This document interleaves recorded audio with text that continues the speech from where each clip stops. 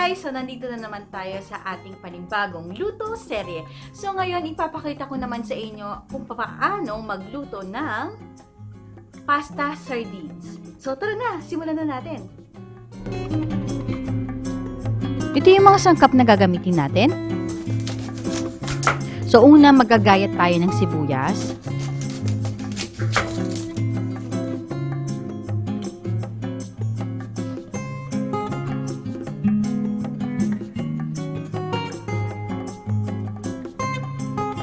So, sa mga hindi pa po nagsasubscribe sa aming channel, huwag niyo pong kalimutang i-click ang subscribe at ang notification bell para updated kayo sa lahat ng recipes natin. Mag-add tayo ng konting mantika.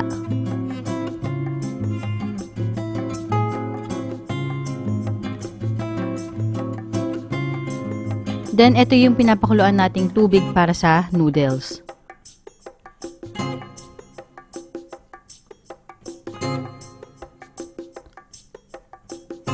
So, ito naman, papakuluan natin siya for 8 minutes.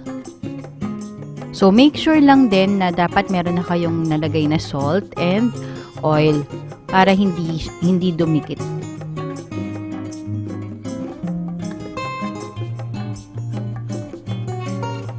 So, habang hinintay nating maluto yung noodles, magigisa tayo ng sibuyas. So, guys, ito yung pinakamadaling recipe na gagawin ko as pasta sardines. Ito yung low budget na kung nagtitipid kayo, pwede niyo itong alternative, which is good din. So, mag-add tayo ng 555 sardines. So, combination siya ng hot and spicy at saka yung ano lang, regular, para tama lang yung lasa niya. So, idurugin lang natin yung laman.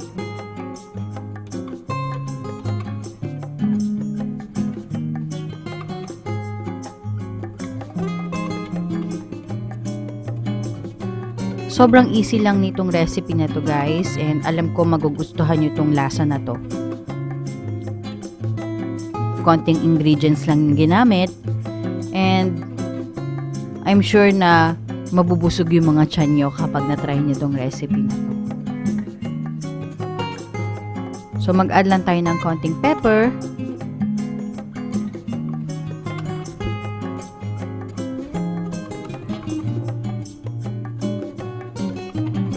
Haluin. Then, mag-add tayo ng Italian seasoning.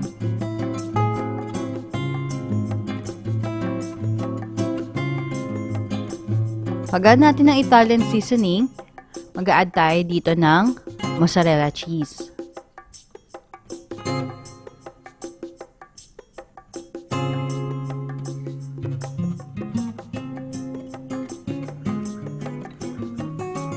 So, durugin nyo lang yung mozzarella natin. And, habang hinahalo natin yan, yung mozzarella, matutunaw na rin. So, ready to serve na to. At ipe-prepare ko na yung ating pasta sardines.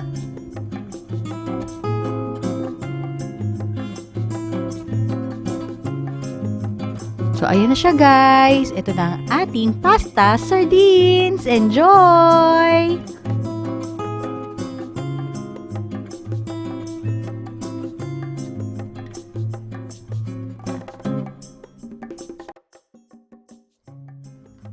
I hope nag-enjoy kayo sa aming panibagong episode ng aming recipe.